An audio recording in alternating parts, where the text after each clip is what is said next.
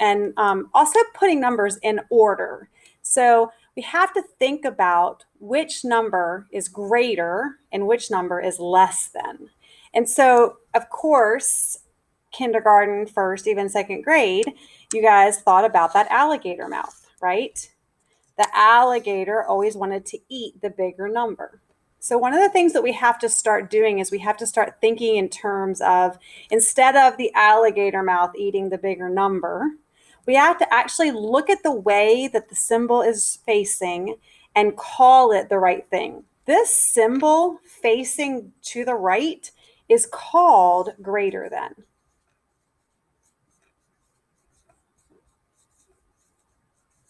And just like we read across a sentence, when we see a sentence that has this symbol, very simple one,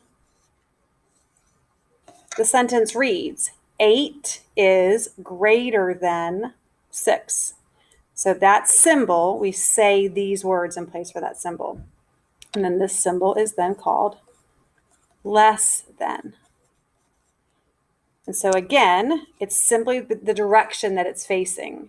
So the first digit would be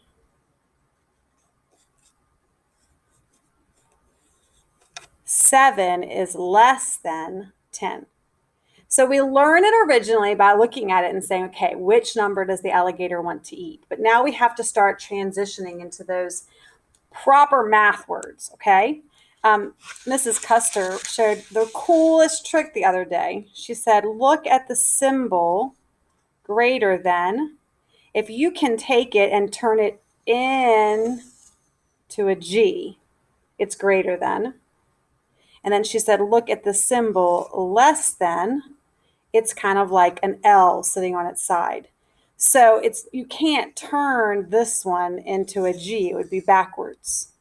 So the one that you can turn into a G is greater than, and the one that's laying this way is less than, because there's your L sitting on the side. And I thought that was very clever. Again, I'm all about learning those little tricks and however it helps you remember something. When I was still to this day, when I want to know which one is my left hand, I put my fingers up like this and I say, oh, there's my L. This is my left hand. And trust me, I'll be driving down the street and I'll be like, I have to turn left. I'm going to go this way. So those little tricks are awesome. If you need to use those little tricks, that's great. So now that we've known we're working on the greater than symbol, the less than symbol, and then of course, we're going to continue to use this one. This one does not mean to solve. It means that whatever is on this side is exactly the same as what is on this side, okay? So it just means that both sides are equal. Okay, so now when we start looking at numbers for greater than and less than, it's very similar to when we're doing alphabetical order. When you are doing alphabetical order with a word, you start with the first letter.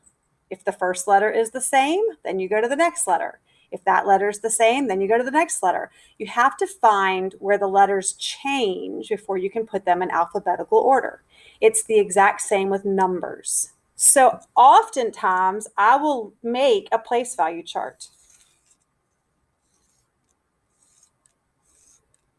And guys, this is where in math, it is so important to get your scrap piece of paper. Write down what helps you. Do that extra step to get the answer right.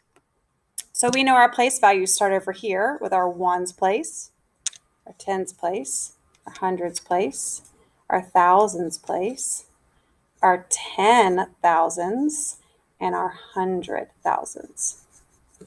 Okay, so I like to go ahead and set up my place value chart. Then when I get two numbers that I'm trying to compare, I put them right into that chart. So if a problem says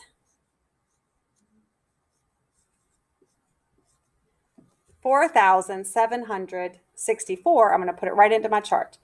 4,764. And if I'm comparing that number to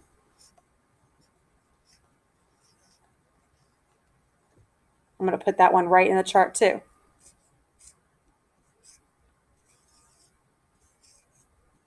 Okay, now you have to compare the digits that are in the same places. It does no good to compare digits that aren't in the same places because you're comparing totally different things. Remember, this means 700s, so it doesn't make any sense to compare it to 4,000s. You might think, well, 4 is smaller than 7, but 4,000s is more than 700s. So you always start with the furthest digit, the most value. Okay, so since both of them, the biggest value is the thousands place, I'm going to start here. Well, they're both the same, so that one does not help me. They're both the same, so that does not help me. Great, I found the place where these two digits are different. Now I can compare them. So which one is greater than? Here's where you have to look carefully at the problem. If it says which one is greater than, okay, I know this one is greater than. Which one is less than, then I would put the other one. If I want to put this in a statement, like this, they were down here, and I've written them here, then I'm going to say 4,764 is less than 4,782. Okay, so take the time, draw yourself a place value chart, put the numbers in the place value chart. If you're doing a lot of greater than, less than problems, just make the chart nice and long and keep going. You could be like, okay, next, and do some more down under it. Compare the digits. Let's just say in this situation, this one was 1,000. Or actually, it would be more fun to change it up here. Let's say this one was 1,000. Or I'm sorry, 10,000. So let's change the number to 14,764. Is that still less than 4,782? Well, no. If a digit has more digits, it goes to a higher place value. It's going to absolutely be higher.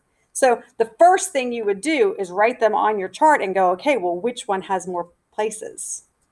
This one goes all the way to the 10,000s place. So it's going to be greater than.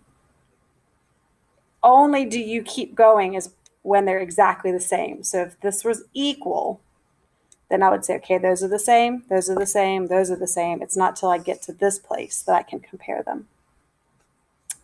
All right, so we're going to just keep working on greater than and less than this week.